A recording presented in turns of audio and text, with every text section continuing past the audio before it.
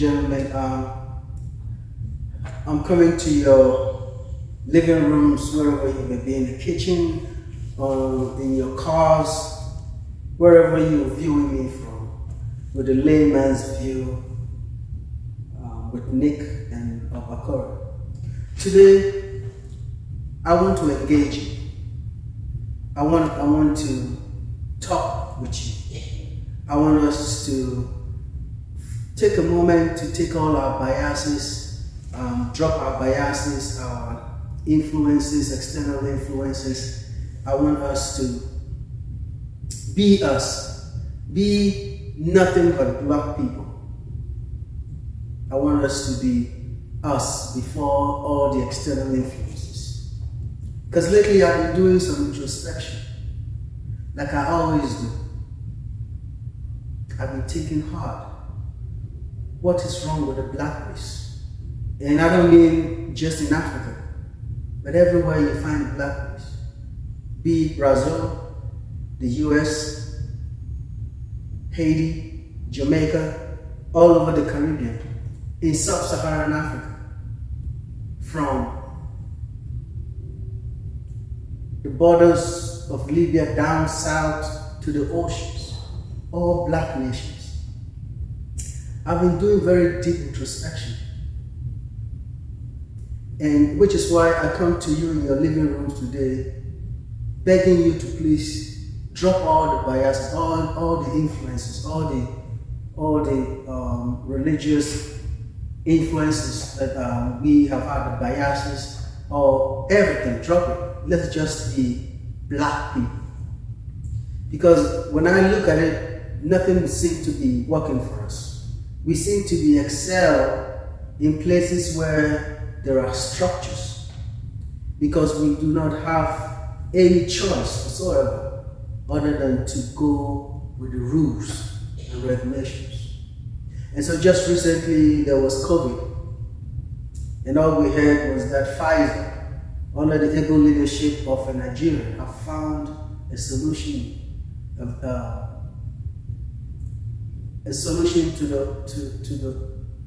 the problem that bedeviled us 2020 to 2021. So Africans are not lacking in intellectual capabilities. We have the men, we have the women, we have the resources, we have the light, but nothing seems to work. I've done a little research, and everybody will tell you what are the problems that are bedeviling Africans, and folks will tell you poor education. Of course, poor education. Because we didn't expect the colonialists, the British, the French, to give us the best of the educational system. Right? But we've held on tight. We still hold on tight to that same system that hasn't taken us anywhere. We're still grappling with the relics of colonialism. So today, if I come to you, I'm pleading with you to just be men or women and bear me out. Because I've got these very passionate things that I have to discuss with you, and I'm hoping that you will listen carefully and think about it even long before this video is over. So in spite of all of the stuff that is taking us aback, the reason why there's no development and yet we're excelling elsewhere is what I want us to talk about, right? So you go and do you Google some of these things, and then they'll tell you poverty, poor education, poor health facilities, violence, hunger. There's violence everywhere. In the United States, there are shootings going on everywhere, right? Access to finance and all of that. But what is the reason for all of this? Why are Africans so divided in such a way that we are not able to come together and forge ahead as one people? That is my dilemma. That is what troubles me each time that I go to bed. anytime I watch the TV, that every race seems to be getting it apart from blacks, whether they are African Americans. And I've let some of my African American people know. I probably catch a flack for it. But look at all the African dominated countries, even in the diaspora, Jamaica, in the Caribbean islands. They had their total independence, right? But things don't seem to be going on well.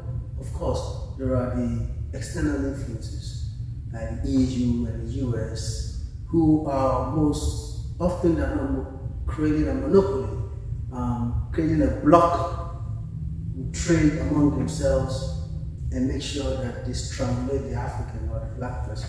So Haiti is not making it, the Dominican Republic dominated black people, they're not making it. Jamaica is almost like somewhere in Africa. And so for my African American folks who think that, oh, they have it going, I mean, just think about it. If you had your own state carved out in the United States, what makes you think that you won't be going through the same problem as other black nations in the Caribbean are going through? Because you cannot withstand the power of the West. So let's take that aside. There are two things that I want us to focus on. One is culture, and the other one is religion. I'm going to deal with culture first, the African culture, right? That up to today we still think that ancient wisdom is sacrosanct. It's not something that we should toy with. Beats my imagination, right? The same ancient wisdom, belief system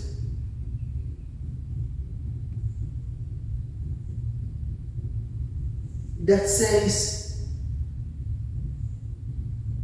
we cannot do certain things. Certain things are a no-go there based on your sex. The same ancient wisdom that introduced the caste system.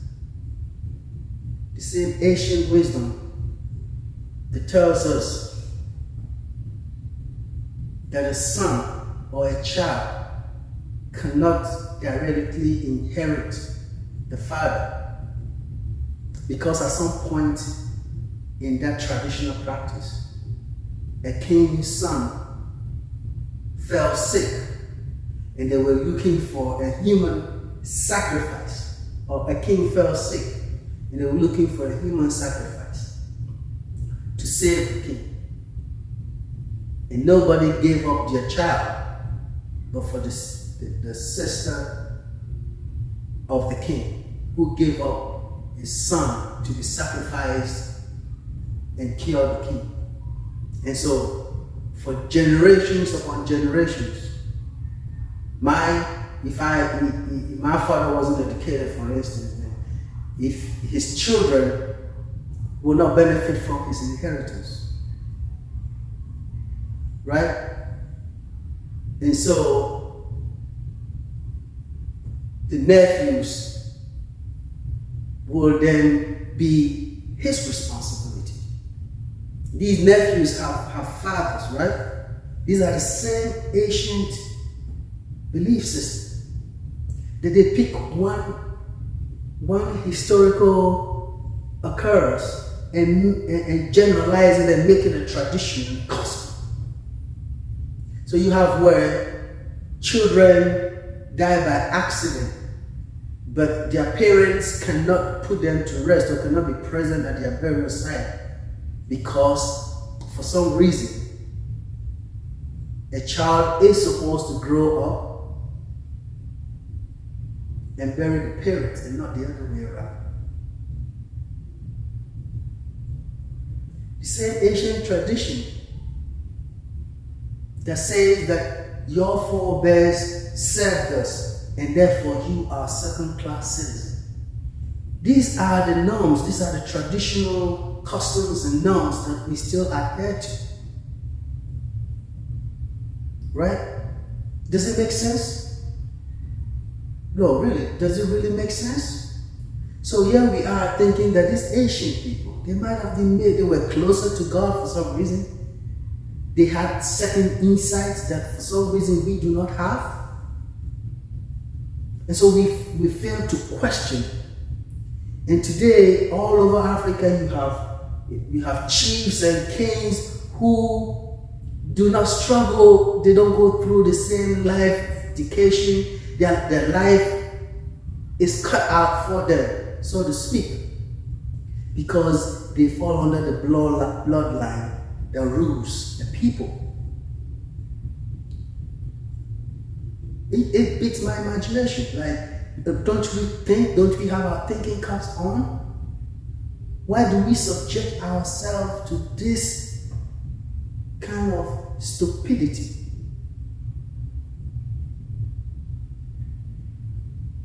That alone beats my imagination. The same ancient wisdom that says that you as a child have no brain of your own, that all the time you have to kowtow to an elder person, even if the elder is giving you, bad direction, uninformed direction. Yours is to obey and respect. So we don't question authority. We have willingly given our rights to a people who did not go through any systems. They are just there because at some point their forebears took power and they fall under the bloodline. Now, if we go by the same logic, then who does not fall under a certain bloodline? Really? But you have these little boys and chiefs who just grow up and take over things. And we are not questioning. And if it stops there, probably they'll be okay. But then it goes on and on. Our leaders take up the same mantle as if they were monarchs. Some stuff, we don't need to reinvent the wheels. These are the same things that bedeviled Europe, for which reason they had to fight for their freedom and bring in democracy, where every man is treated equal. We're not questioning it. And because we're not questioning it, we are unable to exert ourselves, to reach our potentials.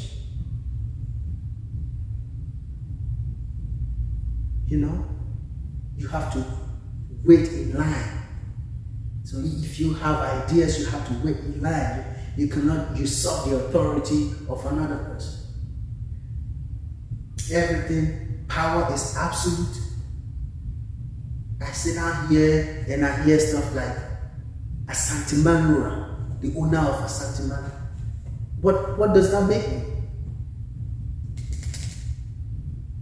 Dabanura or some chief, the Oba of this, and we attribute to them certain mystical powers. That these people were divinely chosen. We all have a stake in the world that we find ourselves. Every human being has a right to develop to his or her fullest potential. The same customs and tradition that says that a man is the head of the home, whether he is stupid, ignorant, as far as he's a man and he has a wife and he's got children, he's the head of the house. I don't question that there's supposed to be some kind of structure in the home. Right?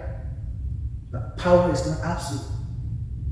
You deal with human beings, they discern. Human beings discern. They have minds of their own. Even children have minds of their own. They look at the world differently. All of these views come together to make the right decision for us. But in Africa, everything is absolute. If you're president for 4 years, your rule is absolute. But we have been brought up to think that we cannot question the status quo. Because these people are divinely chosen. They fell from heaven. It is sad. Absolutely sad. So that is where we are. These two things, culture and religion.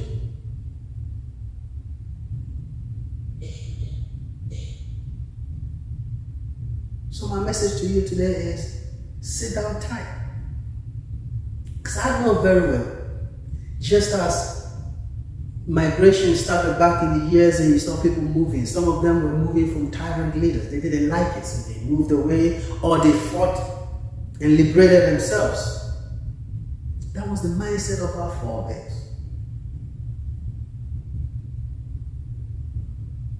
Until they got some structure. But we are not ready to question the status quo. But of all of them, of these two things, culture and religion, what beats my imagination the most is religion. Because this singular concept, whoever initiated it, has been able to imprison our minds.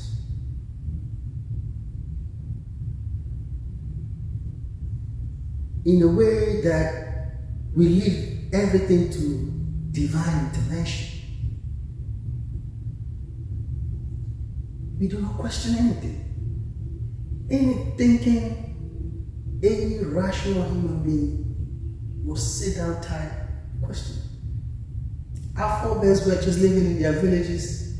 And the good thing about African religion is we had personal relationship with the divine. We did not have to gather in a place and somebody comes in and worship together. We pray to the divine through so many ways, through rocks, through rivers, but it was a personal relationship. But here and then comes religion. And you have a pope, and you have a pastor, and these pastors hear directly from God.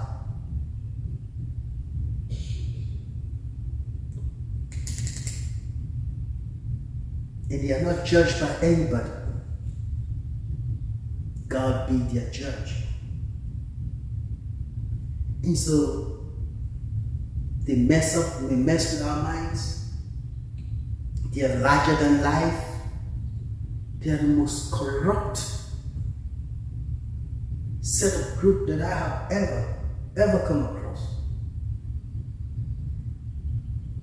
But their authority is directly from God. In the name of God, they are able to wreak havoc on humans. Because we have given up our very essence as thinking human beings. We have given them the right over our thinking. We worship them because they are God's chosen. They hear directly from God. I have never seen any corruption wrapped in that absolutism than what obtains in Christian religion and Islam religion. Both of them. They've been able to enslave our minds. Sometimes when I talk, folks think, he's an atheist, he doesn't believe in God. Listen, God exists in me. Every decision that I have taken, I have reached deep inside me where God exists. And I have made moves.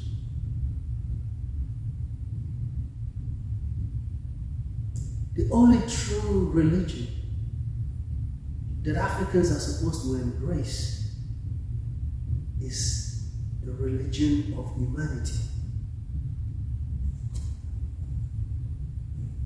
It's the religion of humanity. There's no ifs, buts. Why? Because everybody growing up knows the difference between evil and good. You have it in you, I have it in me. When we start to do stuff that is against the other fellow man, our conscience speaks to us. But you have these corrupt men of God who bring people together They take everything, they let you have hope in them. Have you ever asked yourself, all of the miracles that they say they perform, has any one of those recipients been closer to you? Because I have seen a lot of miracles, hearsay miracles here and there, but I have never physically seen anybody, a beneficiary. When you sell your mind to these corrupt people, you have enslaved yourself to them. If there is heaven, it is here. If there is hell, it is here. There's no divine being who is going to subject any human being to eternal suffering. It's not possible. But intellectuals, we have, you see, so now this is how it works, right? You stay in here and you suffer and suffer and suffer for the rest of your life. But you are still happy. Why? Because you led a righteous life. And you have the hope to go to heaven. But the folks who told you to do A, B, C, D, they ride in the best cars, they have private jets. Shouldn't recent happenings even make you have a change of heart? Make you look at situations critically?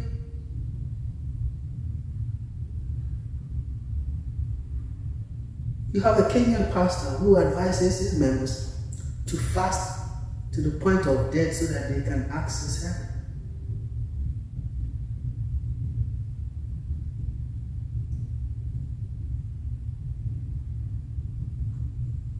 And it cuts across just Christianity and Islam. The other day, you hear of a Dalai Lama or whatever his name is, kiss a child, stick out his tongue, say it's deep in tradition. But the bottom line is this. I don't know what the situation is, I don't know their tradition. The bottom line is this. We are first and foremost all humans. You can give human beings respect, but they are not God. I don't care whether it is the Pope, I don't care whether it's the Archbishop, I don't care whether it is the senior pastor. Look at it. From Nigeria to Ghana to Kenya, all of these pastors, what do they have in common? When they begin to get old, and succession comes in. Look at Benisi, Archbishop, whatever his name is, his wife, his children. There was a hierarchy, right? In the other one, my own church, there was another hierarchy. Because they know the kind of money that they are controlling. And you still don't have the sense.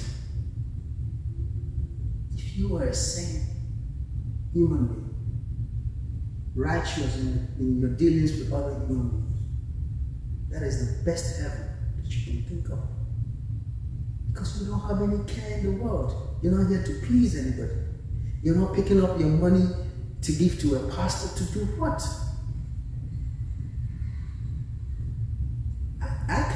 I know for sure, I cannot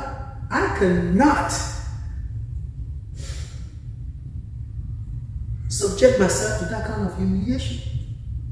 So I stand toe to toe, eye locked, and we interact as men.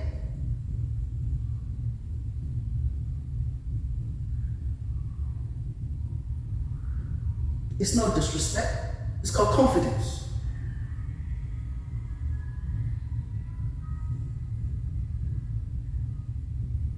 I can see myself kowtowing, prostrating. You know, I will respect my elders. But at the end of the day, we are all humans. You find leaders abrogating to themselves absolute power. And you find citizens in that mindset thinking that they have the right to do what they do.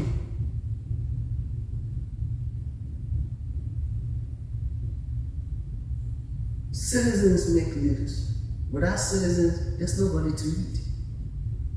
And great leaders listen and cause change. So as I come to you, wherever you are, I just want you to see yourself first as a human being. Things that you indulged in. Are you shortchanging yourself? Right? Folks, you see these pastors don't no longer call themselves pastors, they are papa. And I thank God that I'm in a relationship that we do not subject ourselves to that kind of humiliation. Right? Worship human beings. And it was by my personality, that is not going to happen. That will never ever happen. To look to another man and think that he has some kind of divine power to affect me, that's not going to happen. Sad situations. They fly around, call themselves Papa, lying to the people in the name of God. That's the craziest thing I ever seen, ever heard. If we do not free ourselves of this mental slavery, and still go ahead and look at people and whatever stupid thing they say. I mean, you can. I heard some time ago, what's it called? Well, I'm not going to say that because it's going to be like I'm direct. I'm addressing someone directly. But there's no great human being greater than you. You have in yourself a greater you. Just dig deep in yourself. Be respectful, be obedient, but do not shortchange yourself. All human beings are the same. I don't care what the sex is. In my house, well, you say I'm a man, but I know that all the decisions that is made in this house does not come from me alone. My son makes decisions as well. I consider his feelings and everything in the decision that I take. Because it was me and my wife who made the conscious decision to bring him in this world. So I need to be there to provide. So yeah, it's factored in. Stop being kings in your little homes because you draw inspiration from the Bible. The Bible tells you you're the head of the home and Christ is the head of the home and all of that. And even though your decisions are not informed, you think you can do whatever you will. You're no less than the pastor who is over there strangulating their members and taking from them. You're no less than that. It's a pity. Think about it. And let's talk. It is time that we really look at things dispassionately. Because we own all of these resources together. The resource does not belong to a king. You really think that your king is made up of a different brain? Really? You think that his bloodline really is supposed? I mean, think about it. They die just like you die. They have sex just like you have sex. They eat just like you eat. They travel. They don't have wings. So what is your problem? Honestly, what is your problem? Why does people worship?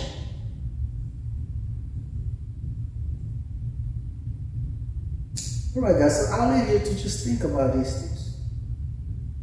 Be a man first. Do not let religion be classy because it's done more damage to our psyche.